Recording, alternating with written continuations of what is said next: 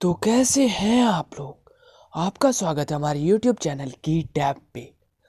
आज हम class 12th Hindi का जो एक बुक है अंतरा भाग 2, उसमें एक गद्य खंड में एक चैप्टर आता है संवदिया। उस चैप्टर को हम आज ऑडियो के जरिए बहुत ही अच्छे से समझने वाले हैं। इस वीडियो को लास्ट तक देखिएगा और इस वीडियो में बहुत ही अच्छे तरीके से ऑडियो में समझाया गया है। आप उसे ध्यान से सुनकर बहुत ही अच्छे तरीके से वो समझ सकते हैं। स्टार्ट करते हैं हमारा ऑडियो। ये कहानी है हिंदी के सुप्रसिद्ध आंचलिक कथाकार फणीश्वर नाथ रेणु की। अपनी गहरी मानवीय संवेदना के कारण उन्होंने आम आदमी की विवशता और वेदना को स्वयं अनुभव किया है और उसे पूरी संवेदना के साथ अभिव्यक्त किया है। ये तो हम सभी जानते हैं कि आजकल सूचना भेजने की इलेक्ट्रॉनिक पद्धति की गति बहुत ही तेज है, लेकिन कहीं न कहीं ये लोगों में भावनात्मक संबंध नहीं पैदा कर रही हैं, जो पुराने समय के तरीकों में हुआ करता था। यूं तो संवदिया की भूमिका आज के समाज में महत्वपूर्ण नहीं रह गई है, पर अपने समय के परिप्रेक्ष्य में संवदिया यानी संदेशवाहक की एक अहम भूमिका रही है। संवदिया कहानी नारी मन की पीड़ा, कोमल भावनाओं, करुणा और दुख को बड़ी सूक्ष्मता से स्पर्श करती है।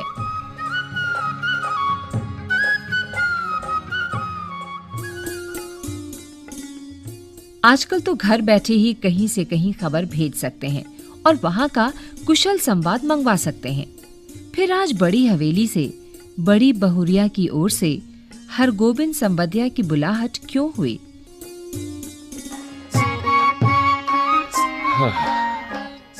हाँ, लो आ गई बड़ी हवेली। निश्चय ही कोई गुप्त समाचार ले जाना है। चांद सूरज को भी ना मालूम हो, परेवा पंछी तक न जाने। हाँ। पाए लागू बड़ी बहुरिया। आ गए भैया। हाँ। लो, ये पीढ़ी सरका लो, कुछ देर बैठ जाओ। हाँ।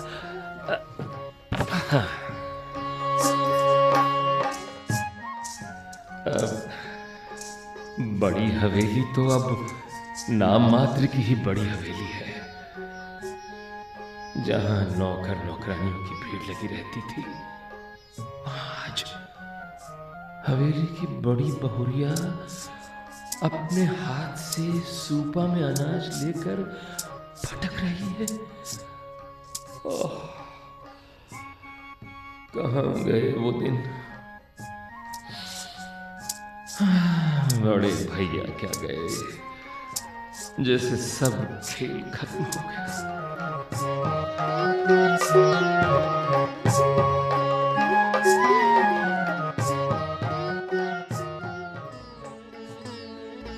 तीनों भाइयों ने आपस में झगड़ा शुरू किया। रैयतों ने जमीन पर दखल कर लिया। फिर तीनों भाई गांव छोड़कर शहर में जा बसे। रह गई बड़ी बहुरिया। कहाँ जाती बेचारी। अरे ये मुदियाइन बूढ़ी काकी काहे बड़बड़ा रही है? अरे देखो बड़ी बहुरिया, उधार का सौदा खाने में बड़ा मीठा लगता है, पर दाम देते समय कड़वा। मैं तो आज दाम लेकर ही उठूंगी यहाँ से। हाँ। अरे मोदियाइन काकी, बाकी बकाया वसूलने का ये काबुली कायदा तो तुमने खूब सीखा है। क्या कहा? काबुली कायदा? फिर काबुली का नाम लिया तो अच्छा न होगा, कहे देती हूँ। हाँ लो देखो जी, मैं फिर आऊंगी और अब की बार उधार लिए बिना हिलूंगी नहीं यहाँ से, कहे देती हूँ। बड़े आ जाते हैं उधार लेने, मांगने जाओ तो वापस नहीं करते। हाय हाय।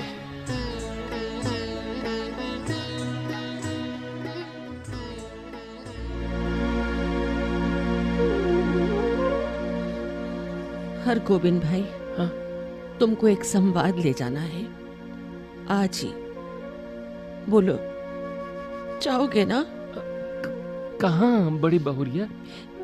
मेरी माँ के पास। माँ के पास? कहिए, क्या संवाद है? माँ से कहना मैं भाई भाभियों की नौकरी कर अपना पेट पालूंगी, लेकिन यहाँ अब नहीं रह सकूंगी। बथुआ साग खाकर कब तक जीऊं? किस लिए, किसके लिए? बड़ी बहुरिया,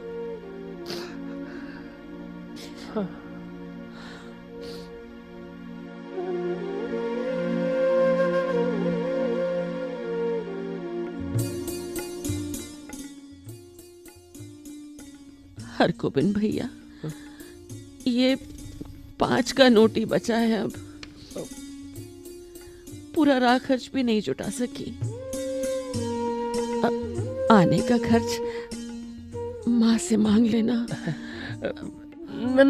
ना बड़ी बहुरिया, राह खर्च देने की जरूरत नहीं है, मैं इंतजाम कर लूंगा। तुम कहाँ से इंतजाम करोगे? और सुनो, लगता है सुनते ही भैया तुम्हारे साथ आ जाएंगे। अरे वो तो ठीक है, लेकिन मैं इंतजाम कर लूंगा बहुरिया, आप फिक्र मत करिए। ये नोट रखिए। अरे हारे गाढ़े काम आएंगे। अच्छा, मैं आज 10 बजे की गाड़ी से ही निकल जाऊंगा। अच्छा, मैं तुम्हारी राह देखती रहूंगी। हाँ, अच्छा, चलता हूँ। अच्छा।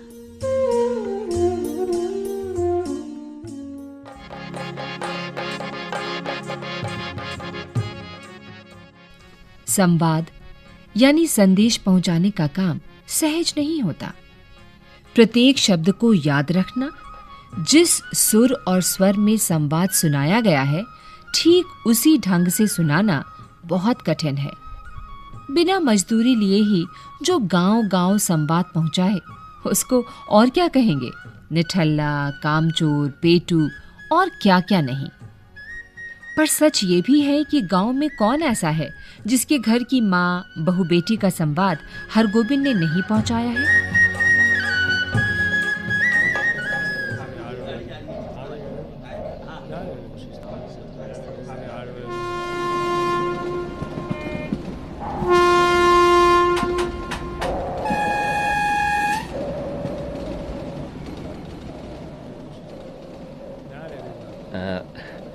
भाई साहब, हाँ,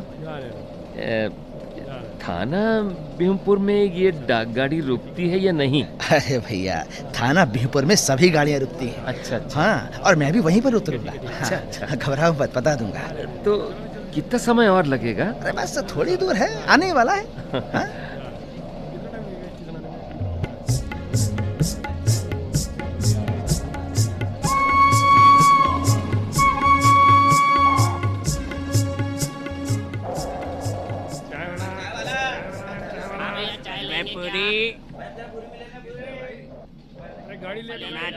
थाना बिहुपुर पर गाड़ी पहुंची तो हरगोविंद का जी भारी हो आया। बड़ी बहुरिया का संवाद सुनाते समय वो अपने कलेजे को कैसे संभालेगा? बड़ी बहुरिया के संवाद रह रह कर उसके कानों में गूंज रहे थे। हरगोविंद भाई, माँ से कहना भगवान ने आंखें फेर ली, लेकिन मेरी माँ तो है। किस लिए, किसके लिए? मैं बथुआ साग खाकर कब तक जीऊं, कब तक जीऊं?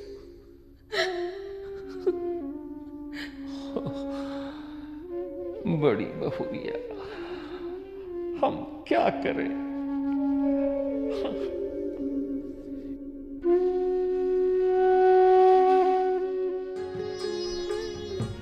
हरगोविंद का मन कलपने लगा।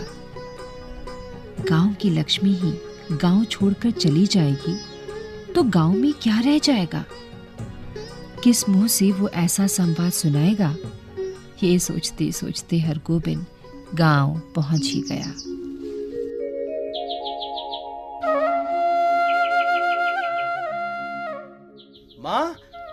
माँ देखो, हरगोविंद काका आए हैं। पाए लागू माँ जी। जीते रहो हरगोविंद बेटा। क्या समाचार है?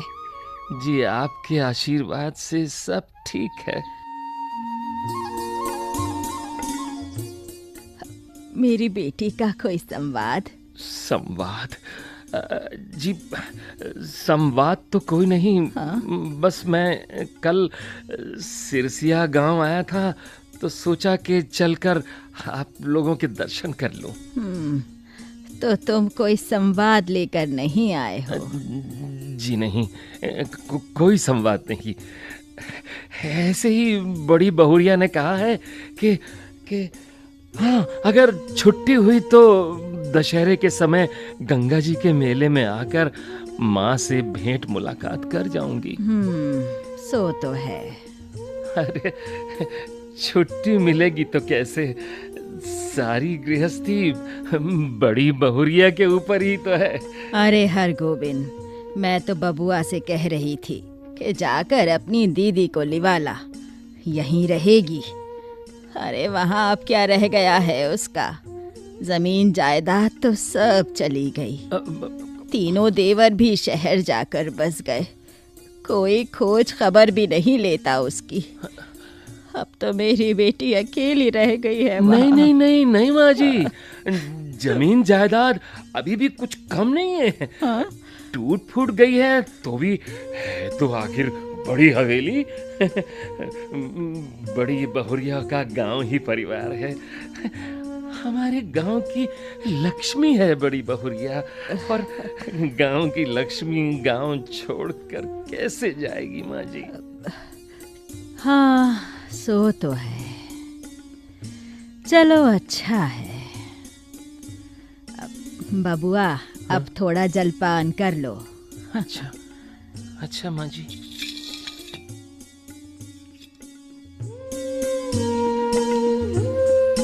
अरे हरगोविंद, क्या सोच रहे हो?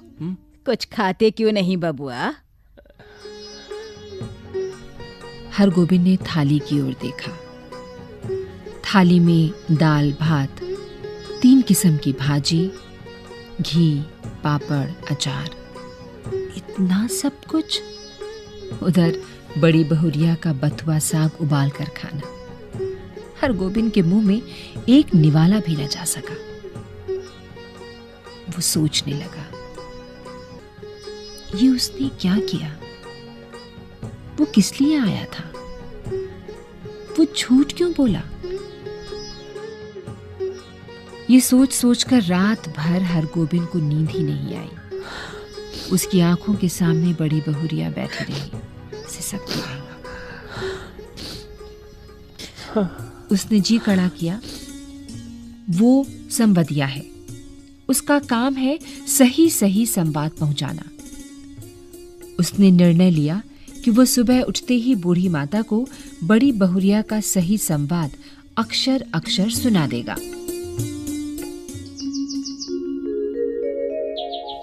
अगले दिन सुबह उठते ही वो माँ जी के पास जा पहुंचा। माँ जी, अब आज्ञा दीजिए।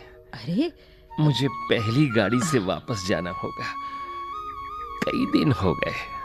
अच्छा माँ जी, अब पाए लागू। जीते रहो बेटा। अब चलता हूँ।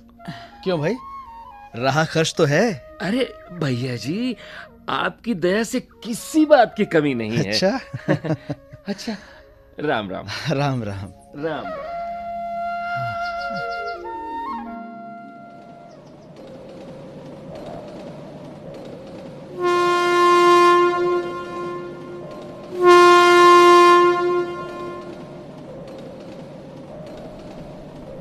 हरगोविंद के पास तो बस कटिहार तक जाने के पैसे थे।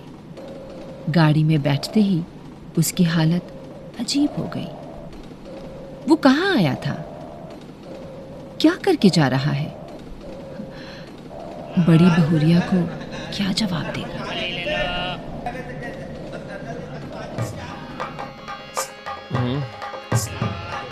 कटिहार आ गया। उतर लो।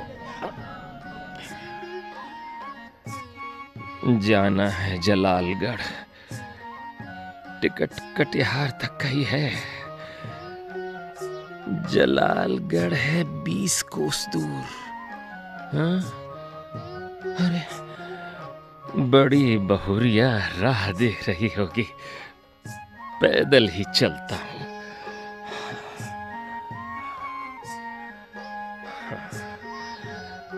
20 कोस की मंजिल भी भला कोई दूर की मंजिल है? हाँ? जय हनुमान ज्ञान गुण सागर, जय।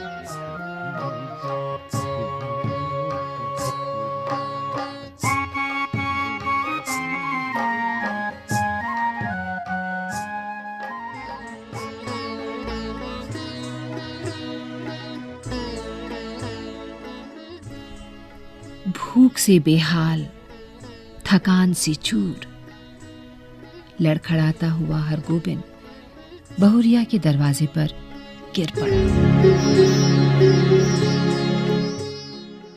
हरगोबिंद भाई आ गए? हाय, क्या हुआ तुम्हें? क्या हुआ? बड़ी बहुरिया। हाँ? हरगोबिंद भाई, लो एक घूंट दूध ले लो, मुंह खोलो। हाँ लो, आप पी लो, शाबाश शाबाश। हाँ। शाबाश। अब जी कैसा है? बड़ी बहुरिया, मुझे माफ कर दो। काहे? मुझे माफ कर दो। पर मैं तुम्हारा संवाद न कह सका।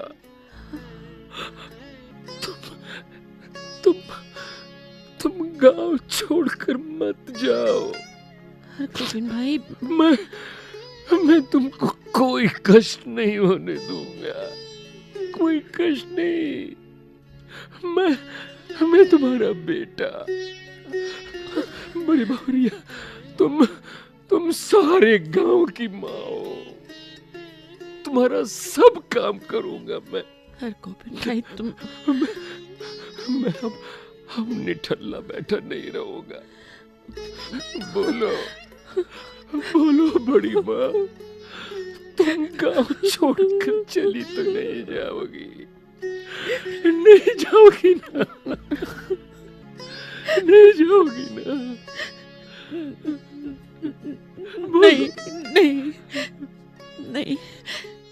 नहीं जाऊंगी, कहीं नहीं जाऊंगी। बड़ी माँ, रहूंगी।